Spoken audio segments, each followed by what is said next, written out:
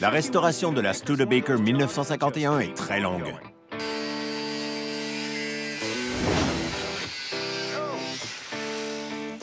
Tim nous l'a d'abord confiée pour qu'on la repeigne et qu'on ajoute d'horribles ornements en aluminium. Que dites-vous de ce travail? Regardez ça. C'est le jour et la nuit.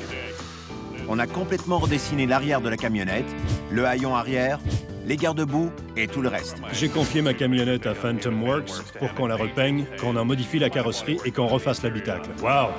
Ça a changé. C'est pas beau, ça? C'est tout lisse. Dan et Kyle m'ont alors convaincu d'effectuer d'autres travaux qui ne faisaient pas partie du plan initial.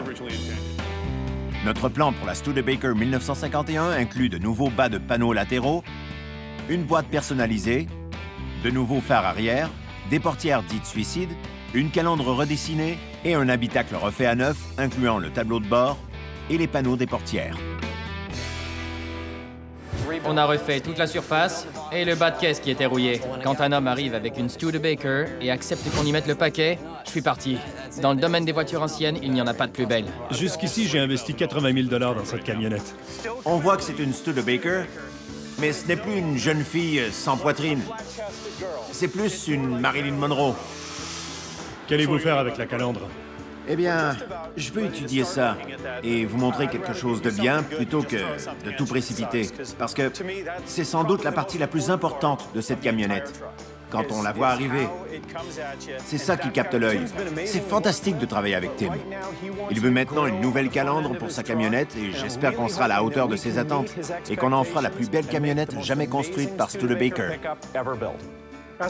Pour ce qui est de la peinture, Tim veut maintenant qu'on laisse la carrosserie à nu pour qu'on puisse mieux voir le travail. C'est vraiment beau, Kyle. Merci, Tim. Ça m'a fait plaisir. Maintenant, on peut poursuivre la restauration.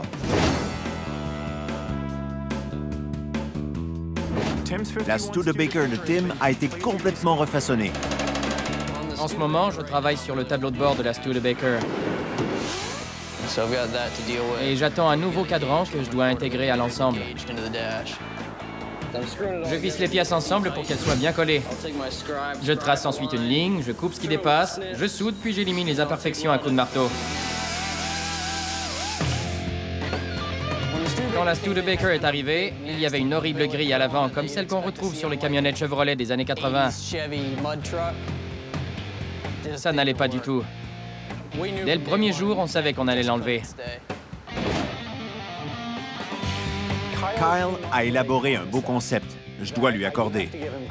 Il a eu l'idée d'intégrer le nez d'avion de la Studebaker 50 ou 51 sur cette camionnette. Maintenant, je dois en trouver un. Oh, lequel choisir? J'ai trouvé un nez d'avion Studebaker sur un site d'enchères et il est maintenant à moi. Oh oui!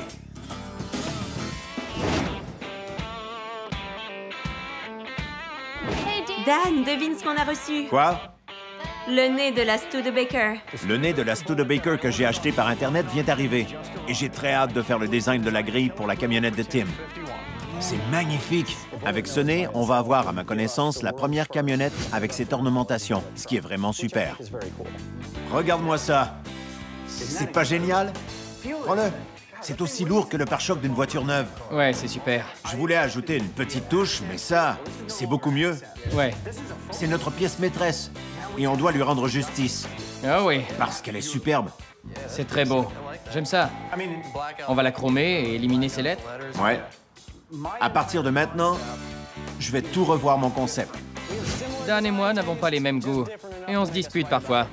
Je sais que tu n'es pas toujours d'accord avec moi quand j'élabore des concepts. Comme Kyle et moi avons des idées divergentes sur la forme que devrait avoir la grille de la Studebaker, il va faire un plan de ce qu'il voudrait faire et je vais faire de même. Ensuite, on va voir lequel de ces designs a la faveur de Tim. Que le meilleur gagne. Tout à fait. Merci, Dan. Mes chances de l'emporter sont minces. Dan a plus de poids que moi pour ce genre de projet. Mais on verra bien. On a élaboré plusieurs concepts pour cette grille. J'espère qu'on va finir par trouver le bon. Je n'aime pas ce carré. Et je crois qu'on doit y mettre des courbes pour que ça s'agence mieux avec le reste de la camionnette. Oui, c'est une bonne idée. On va arrondir ces angles et leur donner de la fluidité.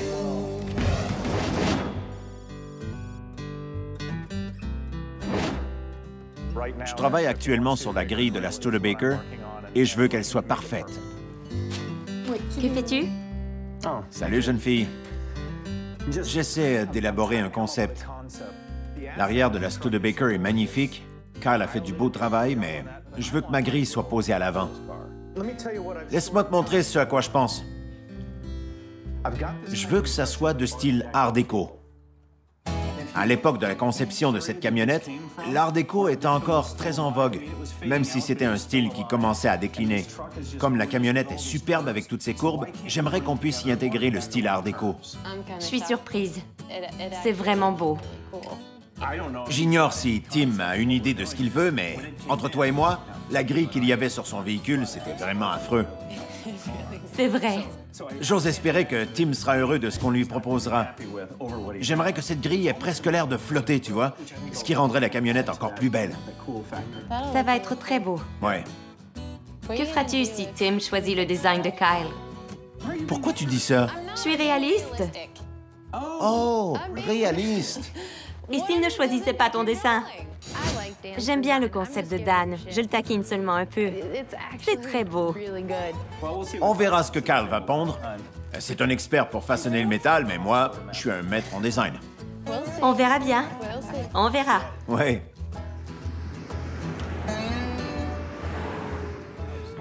Tim, le propriétaire de la Studebaker, vient nous dire quel design de grille il préfère entre celui de Kyle et le mien. On va bientôt savoir lequel de nous deux gagne. Ce qu'on va bientôt faire est important parce que c'est ce qui va donner le ton à tout le projet. Je veux tirer profit de notre nez de Studebaker et y ajouter 3 ouvertures horizontales. C'est un rappel de la période Art déco. Plutôt que de faire seulement 3 lignes dans la grille et d'y mettre l'emblème de Studebaker, j'ai pensé faire un rappel de la période Art déco qui était en vogue dans les années 30, 40 et 50. Voici ce que j'ai fait. J'ai pensé mettre 3 barres arrondies. Mais on a tous deux le même emblème qu'on veut absolument poser sur cette camionnette. Ça lui va trop bien. J'aime l'idée d'intégrer de l'Art déco à ce projet parce que cette camionnette n'est pas qu'un véhicule. C'est une œuvre d'art. C'est à vous de choisir. Qu'aimeriez-vous faire? Quand Dan et Kyle m'ont montré leur dessin, j'ai trouvé des points forts dans les deux concepts et c'était très difficile pour moi de faire un choix. Si je regarde seulement la grille, je préfère la vôtre à celle de Kyle. Super. Mais j'aimerais qu'on intègre les rondeurs du capot du dessin de Kyle tout autour de cette grille. C'est ce que je veux. On a retenu certains éléments conçus par Dan et d'autres par Kyle, et on les a réunis. J'espère qu'on a fait le bon choix. Kyle, merci. Oui, c'est très réussi. Beau travail. Merci, Kyle. Tim a préféré mon design de la grille, mais il aimait beaucoup le capot dessiné par Kyle. On va donc combiner les deux, ce qui fonctionne très bien avec le style Art déco. Dan est un designer très créatif dans le domaine des voitures. On va modeler la grille comme il l'a dessinée, parce que c'est celle que le propriétaire préférait.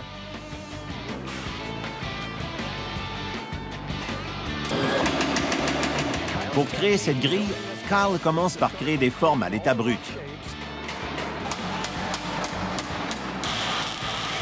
Puis il les soude par points et met des structures de soutien en place. Une fois que tout s'agence bien, il enlève ces structures, procède à la soudure complète, ponce la grille pour la rendre lisse, puis il l'installe. La construction est l'aspect le plus difficile de mon travail. On m'a laissé à moi-même pour la Studebaker, mais j'ai quand même eu un peu d'aide de Dan. Carl est un jeune homme très talentueux. Quand il m'a appris qu'il voulait fabriquer des carrosseries, je lui ai dit qu'il devait avoir un esprit mathématique. Je lui montrais à faire certaines choses quand il s'est mis à les faire mieux que moi, ce qui m'a piqué un peu. L'élève ne devrait pas montrer à son professeur comment faire. Mais vraiment, il n'a pas son pareil pour reproduire mes concepts en acier. Mais je ne suis pas prêt à lui donner mon crayon. Il peut façonner le métal, mais doit me laisser mon crayon. Le maître a encore quelques petites choses à enseigner à l'élève.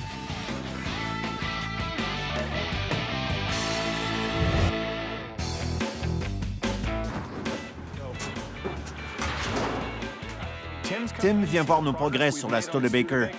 Et j'ai bien hâte qu'il puisse voir le tableau de bord et le cadran fait main qu'on veut y installer. Wow! Je comprends pourquoi ça prend 3 semaines pour l'avoir.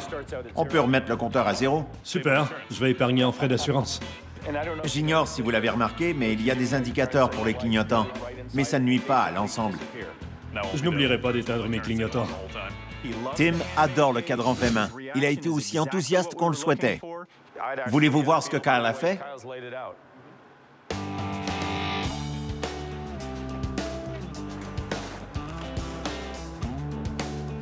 Commençons par la colonne de direction.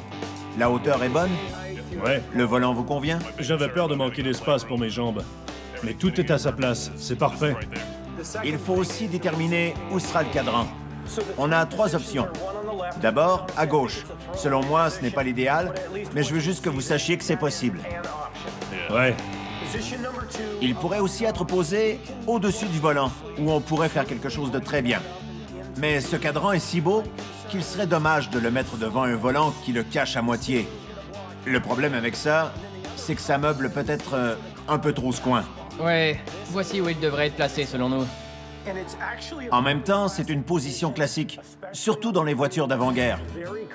On mettait alors les instruments au centre du tableau de bord. Ce n'est que plus tard qu'on les a mis devant le volant. Il serait parfait à cet endroit. Je le verrai bien et mon passager hurlera de peur en voyant à quelle vitesse je vais. Comme il est fait à la main, il doit être bien en vue. Tim adore le travail qu'on a fait sur la Studebaker et c'est ce qu'on souhaitait. Maintenant, je veux que Charlie soit aussi satisfait de ce qu'on fait pour lui.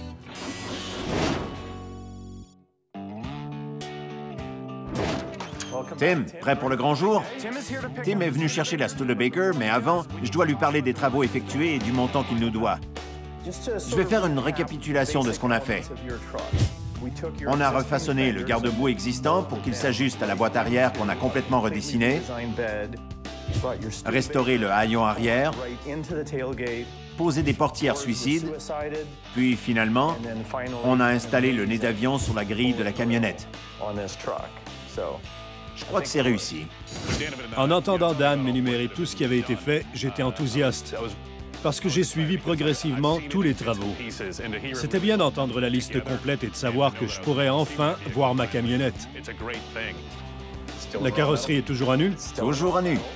Et qu'en est-il des heures et des coûts? On est arrivé à un peu plus que le montant sur lequel on s'était entendu la dernière fois.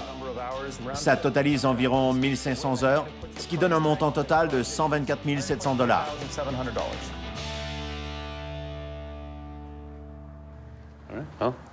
C'est ce que ça coûte quand on veut de la qualité. Ouais. C'est cher, mais compte tenu de tout le travail effectué, ça le vaut.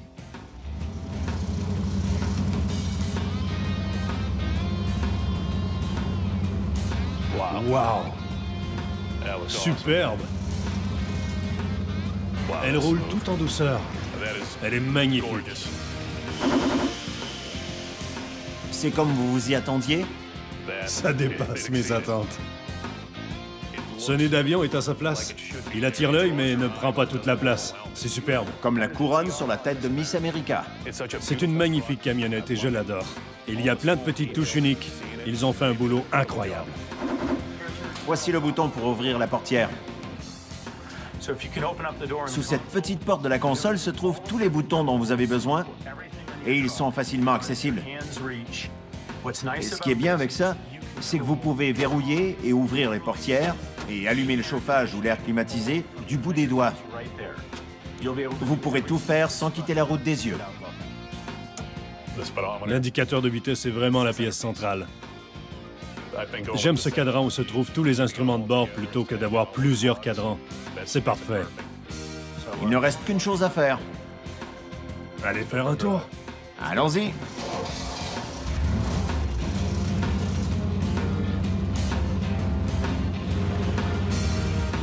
Heureux qu'elle reprenne enfin la route. Totalement. C'est incroyable. Je rêve de ce jour depuis très longtemps. Je ne peux pas assez vous remercier pour ce que vous avez fait. Laissez-moi savoir s'il y a quoi que ce soit. Tout à fait. Merci beaucoup.